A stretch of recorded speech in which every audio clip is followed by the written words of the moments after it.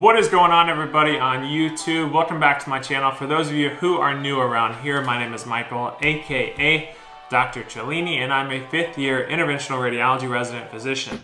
On today's video, I wanted to discuss the coronavirus and COVID-19 x-ray findings. And I was planning on making this video anyways, but then I saw this video that CNN posted about one of their main correspondents, Chris Cuomo, who is also the brother of Andrew Cuomo, the governor of New York.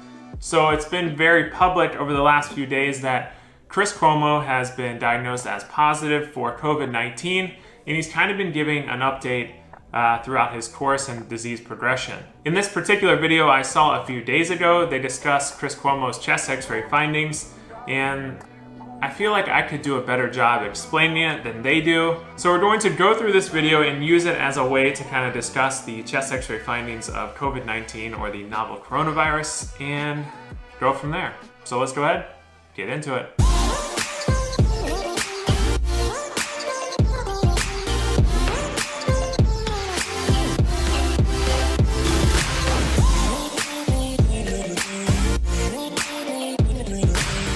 So like I said before, Chris Cuomo is a CNN news correspondent, which I see him all the time on this channel.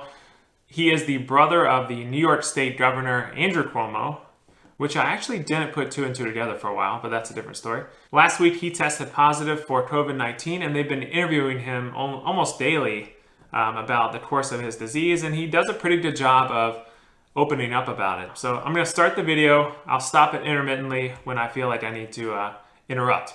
I feel better than I deserve. And I now know that I can't just take it from this thing. That when the fever spikes, you just want to curl up in a ball and stay there for the next 6-7 hours. And you can't.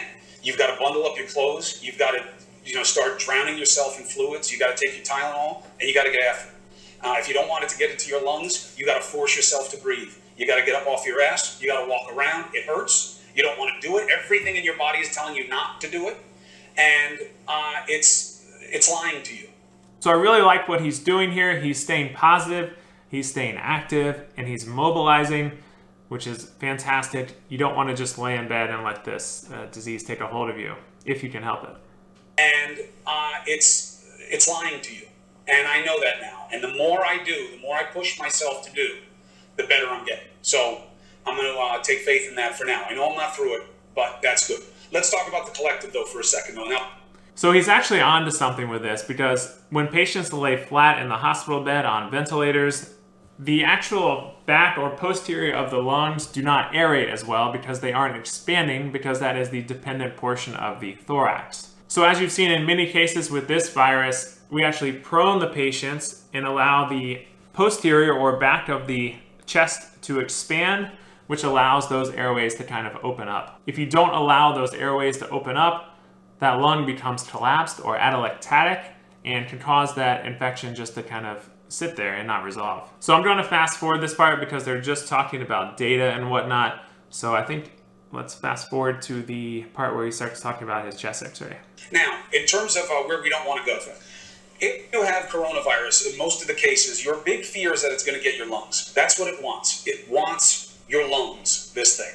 So yes, this virus does love the small airways of your lungs. This weekend, I had the fever start to go down a little bit, and I started to feel it come into my chest. So I went to get a chest x-ray, and I want you guys to see this just so you can see what we're looking for and not, okay? Now. So first and foremost, this is just a normal frontal radiograph, as we call it. It's not labeled PA or AP, probably a PA radiograph, given the way it looks, but let's see what they say about it. Doc, obviously you understand this. What we're looking for in the lungs are big white areas. What are the terms that people will hear? What are they looking for, and what do you see in this mighty expanse of chest in front? So first and foremost, Sanjay Gupta is the neurosurgery physician right there. He is the chief medical correspondent for CNN. He's all over this channel, and you've probably seen him everywhere. He is neurosurgery trained and has been out of practice, I think, for a little bit now. And I'm willing to bet he hasn't actually looked at a chest x-ray in a very long time, because neurosurgeons don't really look at chest x-rays that much. That's not in their specialty. So we'll see what he has to say about the chest x-ray. One of the things that you'll hear is infiltrate. So if you are a longtime subscriber to my channel, I did a video on where I read a normal chest x-ray versus a really complicated ICU x-ray, and I said I don't use the term infiltrate, and still to this day I get questions about why I don't use that term, and this is a perfect example. So I don't use the term infiltrate because it implies infection. When you say there is an infiltrate on a chest x-ray, it's basically saying that there's an infection there, or that's how people interpret it. The problem is that many things on chest x-ray look like infection that aren't infection. So if I were to call something an infiltrate, implying it's an infection, and it was an infection, that would be a misdiagnosis. So in short, anything that opacifies the lung fields on chest x-ray does not always have to be infection. Other things can also opacify the lung fields on chest x-rays, such as lung malignancy or cancer. Also fluid can also do the same thing, hemorrhage, proteinaceous material, etc. So just remember that the term infiltrate is not used by me or anybody I train with, because not everything on chest x-ray is an infiltrate or an infection. Do you have an infiltrate in your chest, in your lungs? And that's basically a collection of inflammatory fluid. I would look for those in areas where, the black areas are the air in your lungs. I would look for some of those black areas to essentially be filled with white spots. And I just want to make it clear for the audience, I'm not diagnosing here from afar. In the middle of the chest x-ray there, you can see you have a little bit of infiltrates, and you can see this on... So again, this is really difficult to see because I'm looking at a picture of an x-ray on a news broadcast, and then I'm also watching it on YouTube, so it's not exactly ideal for diagnosing. However, I don't see any infiltrate on this x-ray. This is a lateral projection here. This is the sternum up here. This is the back, as you can see here, the spinous processes and the vertebrae here. This is the side view of the heart, or the lateral view. So again, this x-ray is taken from the lateral projection, which means the beam is going this way, and that's why you can see all the ribs like this right here. So I think what he's seeing is the overlapping ribs and normal pulmonary interstitial vasculature that is causing this infiltrative appearance. But this is pretty clear from what I can see. This is the side view now. You'll see in the sort of middle of the film there is your spine. You see those sort of domino-looking bones, awfully small, I might add, Chris. I don't know what he means by small bones. These look like normal vertebrae to me. Actually look pretty good. For a big guy like you, in the middle of the spine there, and then in front of that is the X-ray of your lungs. And so I think what he's saying is, in front of the spine is the x-ray of the lungs, but what most people don't realize is that the lungs actually go out well past, or well posterior or behind the spine here, as you can see right here. So this is the back of the lung here on both sides, and this is the spine column right here. So you can see there's a good distance between the spine and the lungs. So you're looking at it from the side here, so the lungs kind of expand posterior to the spine. It looks pretty good. Maybe a little bit of fluid buildup there.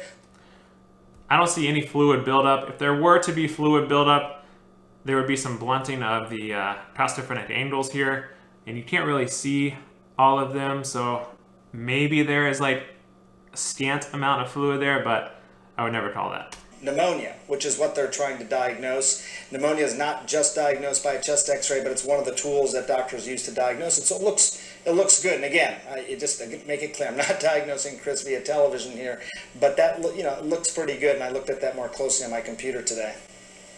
Right. Look, and how different pulmonary people look at it. They take very gross readings because it's either really pneumonia or it really isn't. And they expect me to have infiltrate because I have the virus. And I have to tell you, it is scary to have your lungs go up there and see this stuff and be like, well, what is that? What is like that smoke in there? And they tell you, yeah, it's the virus. So this is exactly why I wanted to do this video in the first place, because chest x-rays are not really good at diagnosing COVID-19 or novel coronavirus. And this is the perfect example for that, because Chris Cuomo has been diagnosed as positive for the virus. However, his chest x-ray is pretty normal.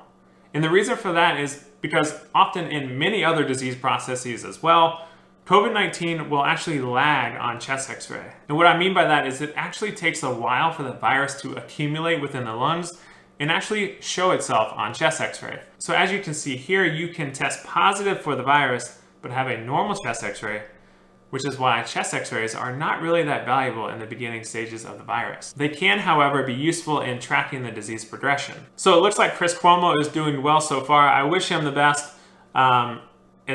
No one wants to have this virus, and he seems to be doing very well, all things considered. So best of luck to him. So now that we saw Chris Cuomo's normal chest x-ray, let me show you an example of a floridly positive chest x-ray for a COVID positive patient. So this chest x-ray is an example of a COVID-19 positive patient with radiographic findings. So I pulled this from Radiology Assistant, which I love that website. So as you can see on this chest x-ray, it is pretty classic for COVID patients. You have these consolidative bilateral ground glass opacities in the periphery of the lungs, as you can see by these arrows. A chest x-ray that looks like this is not specific for COVID-19 patient. You can see this in a ton of different disease processes.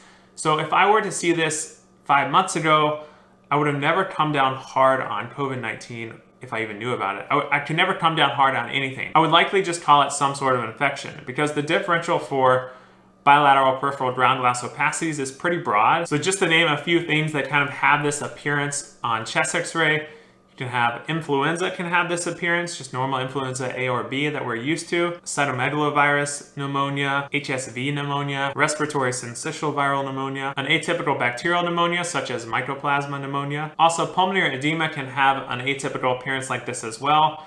And also you can have many interstitial lung disease processes like chronic eosinophilic pneumonia or cryptogenic organizing pneumonia. So basically what I'm trying to get at with this whole video is that you cannot use chest x-ray for diagnosing COVID-19. Really, the only specific way for diagnosing COVID-19 is to get the nasal swab. So that officially concludes this video. I hope you all learned something. If you have any other questions, leave them in the comments below and I will try to answer them. I usually respond within the first hour or so. As always, smash that like and subscribe button and follow me on Instagram if you don't already. If you want to check out the CT findings of COVID-19, I actually did a pretty good write-up on my Instagram page, so go over and check that out. Turn on those post notifications so you are notified when I post a new video, which is usually about once or twice every week. Otherwise, I'll see you all on the next video.